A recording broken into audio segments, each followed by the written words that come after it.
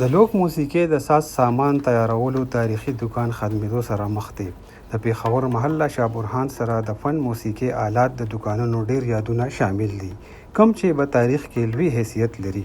د اتیا کالونه د دې فن سره تعلق لرونکي خاندان اخري کس احسن مرتضی وینا ده چې اول به خلک د افغانستان، بنو، کوهاټ، ډیره اسماعیل خان، چارسدې او نورو ګڼ شمېر علاقو نه به خلک د لوک موسیقۍ سامان اخیستلو له راتلل، خو اوس د دې خرید کې ډیر کمی راغلی دی. د ده وینا ده چې د برقي موسیقۍ سامان راتللو نه پس اوس خلک د لوک موسیقۍ سامان نه خوښوي. د احسن مرتضی وینا ده چې دا فن د دې خانداني پیشه ده، کومه چې د دې نیکه د نن نه اتیا کاله مخکې شروع کړې وه.